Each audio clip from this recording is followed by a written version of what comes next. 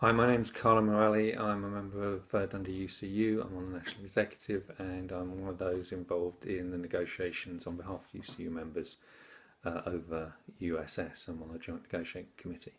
I've been asked to say a few words about what's happening to USS and why it's becoming a highly contentious issue and will do over the next few months.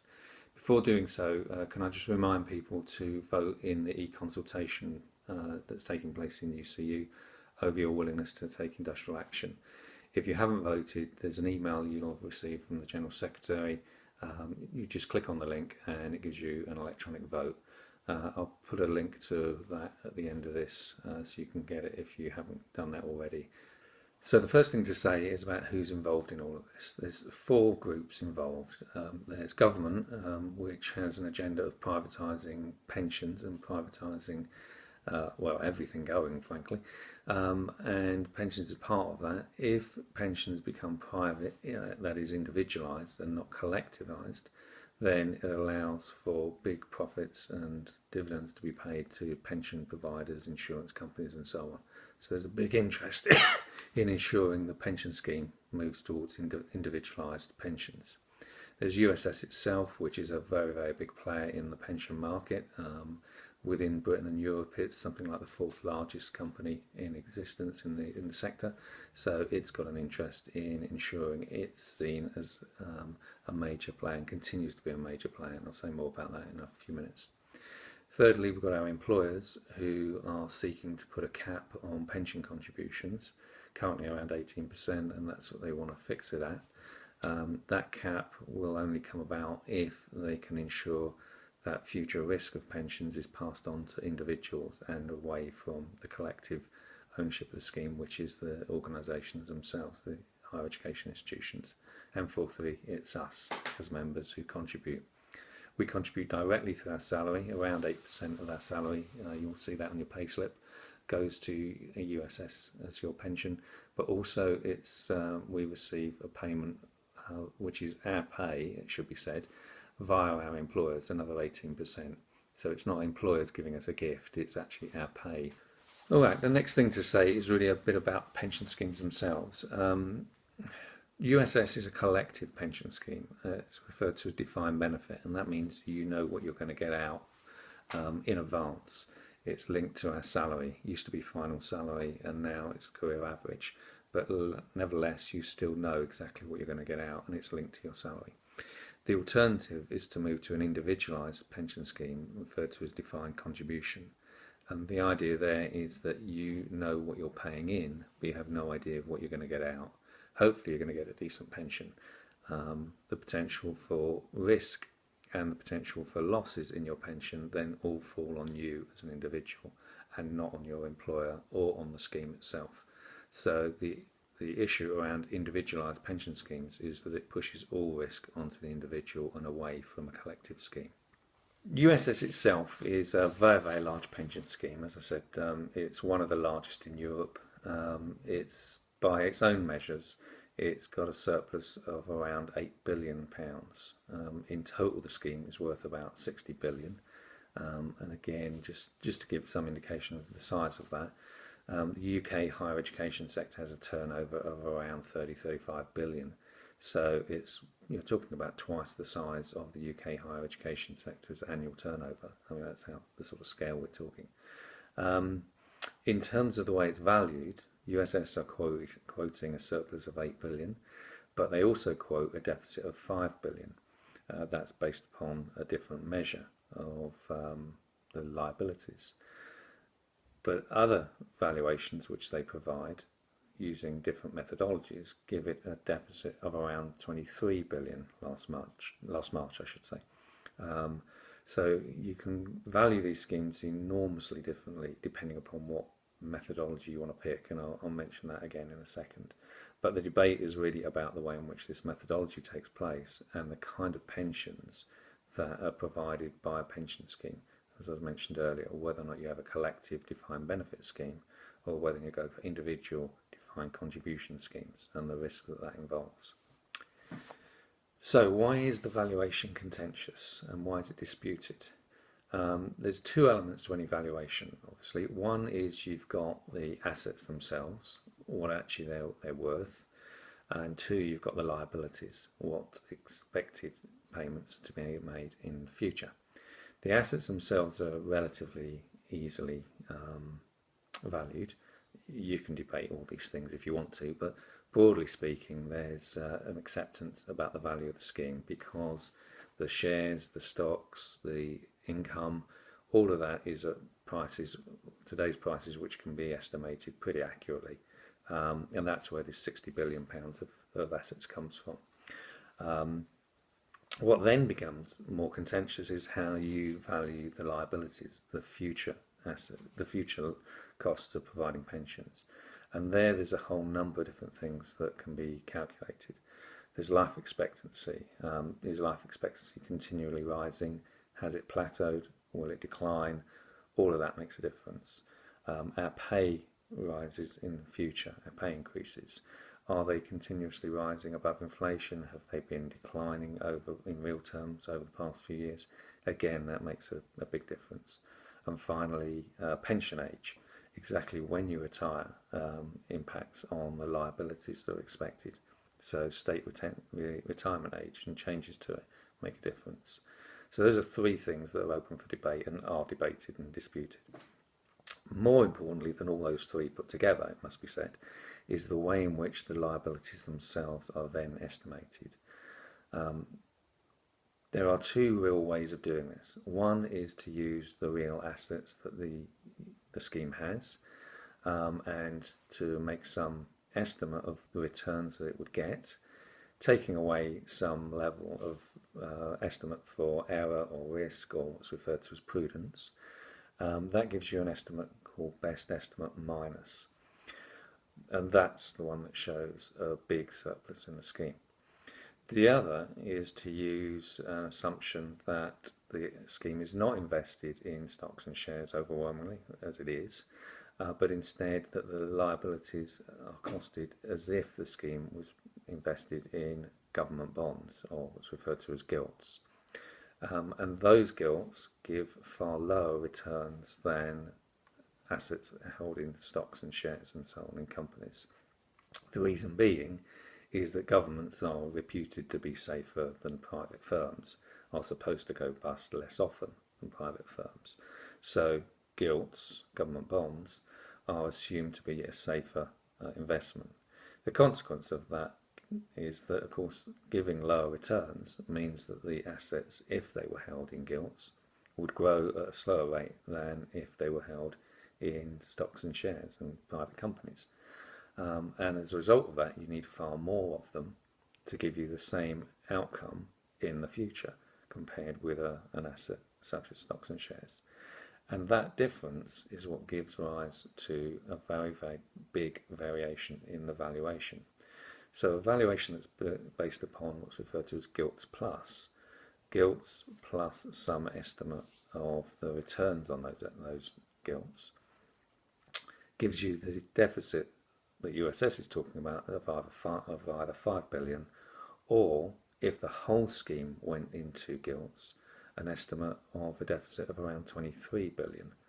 So again, you can see the methodology makes an enormous difference in terms of how you value the scheme. And the consequence of that is, if you think the scheme is in deficit, then you start suggesting there's a way of cutting the scheme's costs is by to reduce those liabilities. And that is to remove people from a collective defined benefit scheme into an individual defined contribution scheme. If the defined benefit scheme is closed, what's the consequence of that for us as individual members of the scheme? Here there's two things to think about. One is if you think there's a surplus in the scheme. I do. I think the scheme is in surplus by USS's own measures and by any real measure of what it actually owns and has access to. The question is, what happens to the surplus once all the pensions are paid out? That surplus is unlikely to come to you and me as improvements in our pension. Instead, it's likely to go either to the employers as a pension holiday and some kind of payment back to them, unlikely I should say, or if it does, it'll only be partially. Or, alternatively, it goes to USS, and I think that's the most likely thing. They will pocket our surplus of anything up to £8 billion. While they do that, well, as I mentioned earlier, they're a very, very large provider of defined contribution pension schemes, our pension scheme.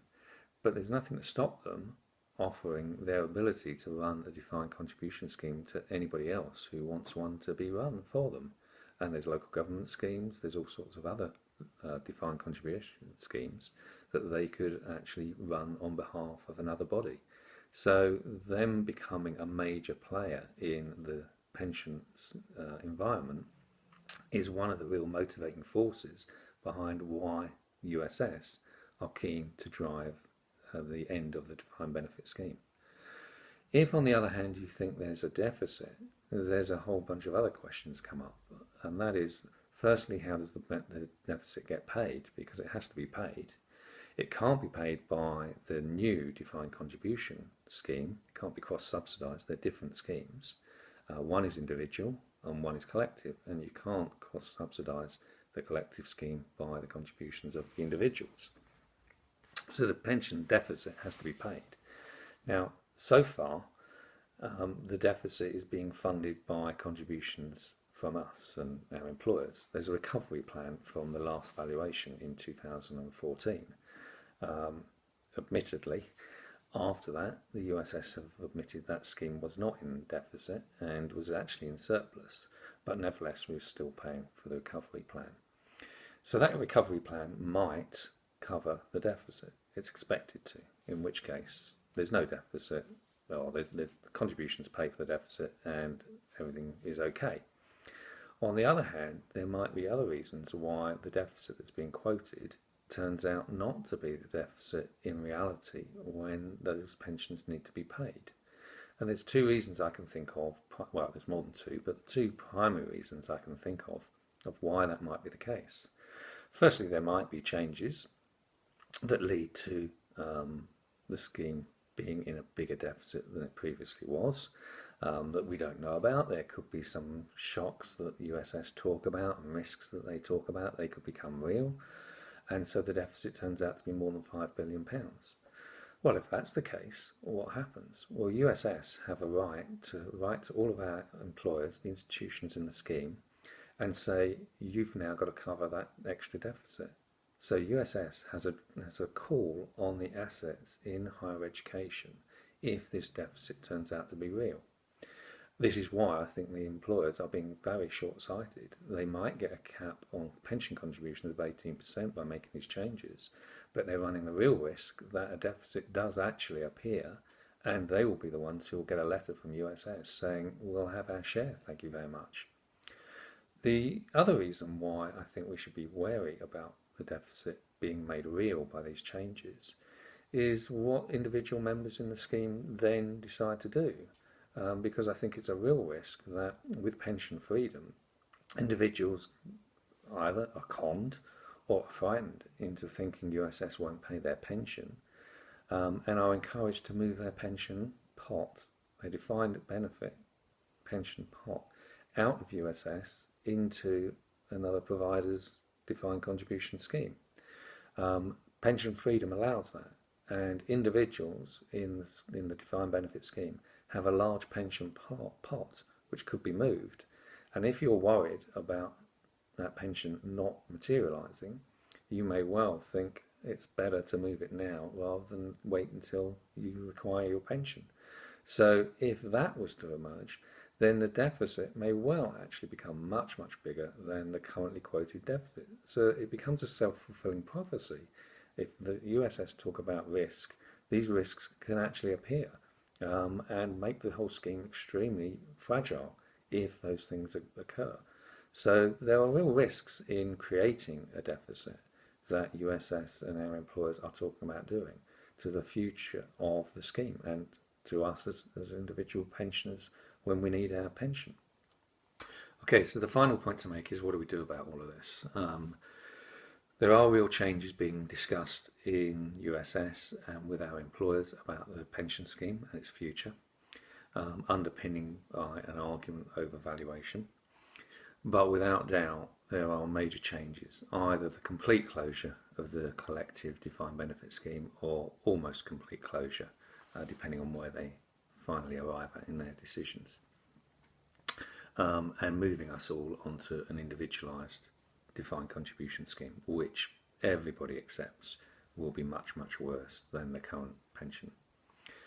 So the question is, what do we do about all this? The main point I would make is, well, two real points. Firstly, the employers themselves are not a completely homogenous group here. There are debates. Probably the majority are in favour of moving towards a cap on contributions, and to do that they will be in favour of individualised defined contribution schemes. But some recognise that the defined benefit scheme is actually an important part of their staff recruitment and retention policies. And they're right in that, I think, without a doubt. But more importantly than the employers, I think what matters is a campaign that UCU could undertake.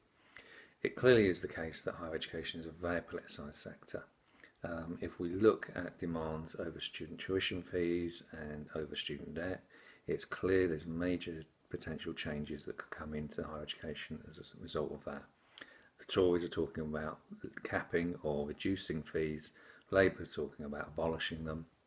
In Scotland they're already abolished, so abolishing fees is not pie in the sky by any means.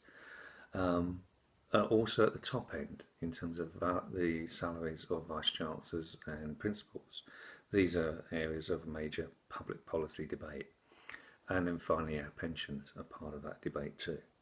So essentially really what the debate there is over is whether or not you have a publicly funded, publicly accountable higher education sector in which the staff are remunerated and paid salaries and pensions that ensure they have given decent paying conditions, or whether or not you move to a wholly privatised, marketised sector in which individuals are left to fend for themselves, and individuals like you and I have very little power in terms of both pay, conditions, and also our future pensions.